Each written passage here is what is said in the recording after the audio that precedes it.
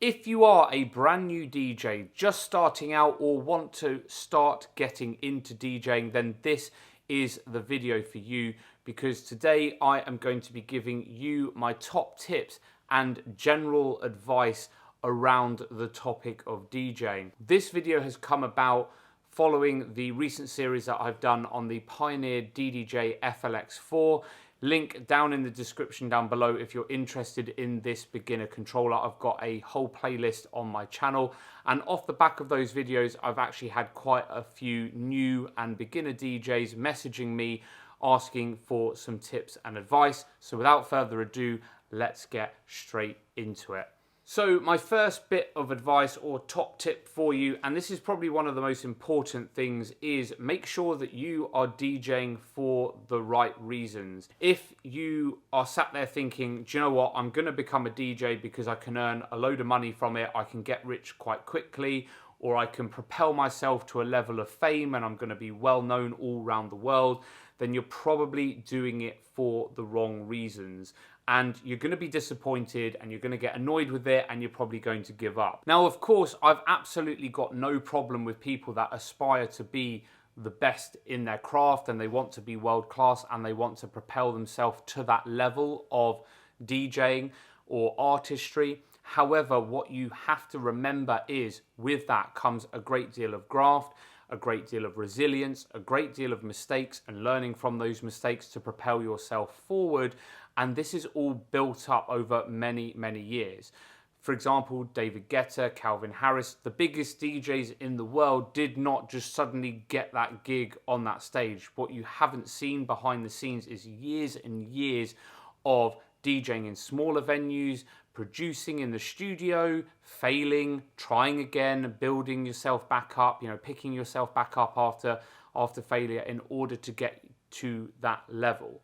And as I say, there's nothing wrong with aspiring to get there, but you're going to need a great deal of all of those skills, resilience, etc., in order to get to the top of your game. Even obtaining gigs in some of the smaller venues around the country, for example, like the clubs that I work in, can be challenging enough. So therefore, if you're not DJing for the right reasons, if you're not passionate about it, if you're not really willing to push through the setbacks and the failures, then unfortunately you're probably going to get annoyed with it, you're probably going to get frustrated with it, and you'll probably just end up giving up. So that is why doing this for the right reasons is absolutely key. Second piece of advice for you, and that is to put yourself first and stop caring about what other people think. If you want to be a DJ, go off and try and be a DJ. And the reason why I say this, it's coming from a bit of a personal experience, and that was when I was growing up and I wanted to be a DJ.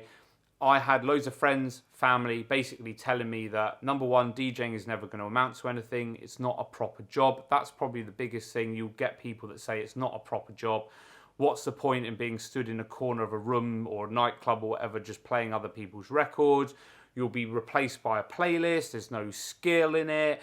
All of that kind of stuff. I've heard it all. However, I'm so glad that I did what was right for me and I didn't listen to any of those people back in the day, because 17 years later, yes, I've not played or headlined a festival or anything like that. However, I have managed to play in loads of different locations all around the UK, and I've even done some abroad gigs as well.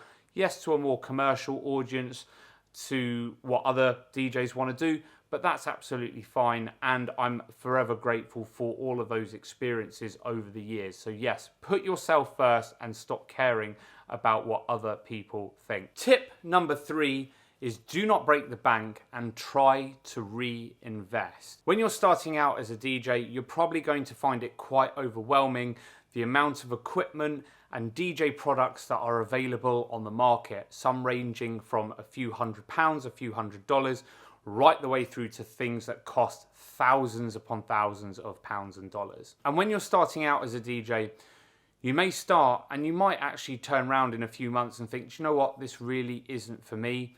So for that reason, there is no point in investing loads and loads of money into equipment, whether that be a DJ controller, laptop, headphones, etc., etc. Okay, because it will just be money wasted for equipment that will end up not being used if for example, you don't like DJing.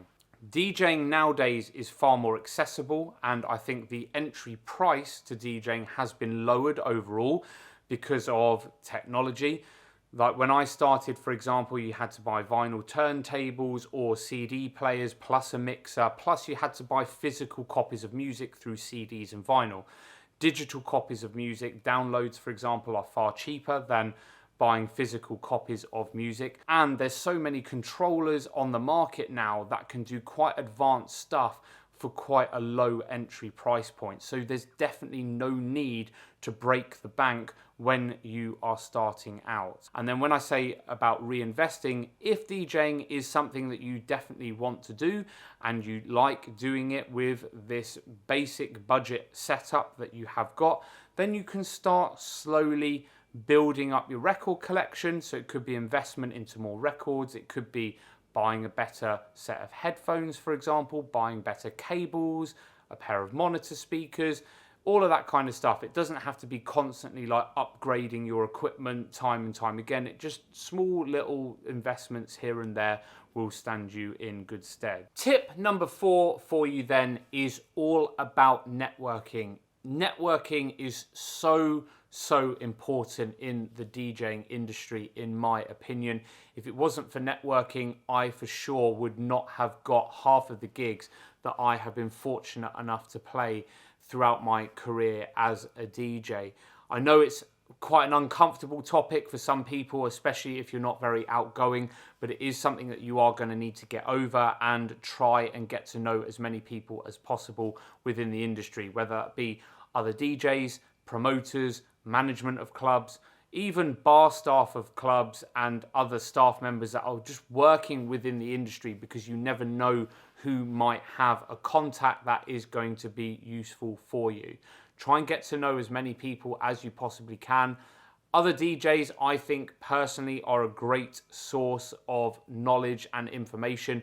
And also as well, if you get to know other DJs, you never know when they might want cover for their gig, especially if you're playing in like a local high street nightclub, for example. And if you are playing that similar style of music, then, you know, if they know that you're a DJ, if they've seen you play, or they've heard some of your mixes on SoundCloud or Mixcloud or wherever it is, when they go on holiday, they might ask you to cover them for a gig.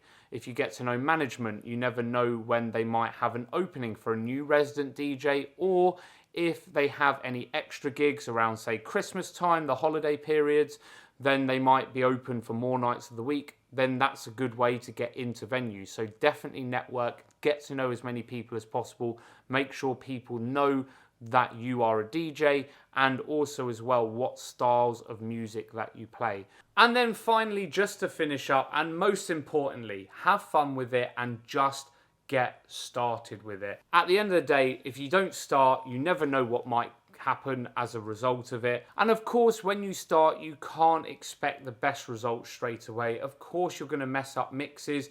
Your first ever gig playing out, you're probably going to be mad nervous and you're probably going to screw up a few things. But the only way to learn is to put yourself out the comfort zone, get started and learn from your mistakes, and constantly build yourself and progress forward that way. Hope you've enjoyed this video. If you haven't checked out the FLX4 series, that's up there for you next, and I will see you next time.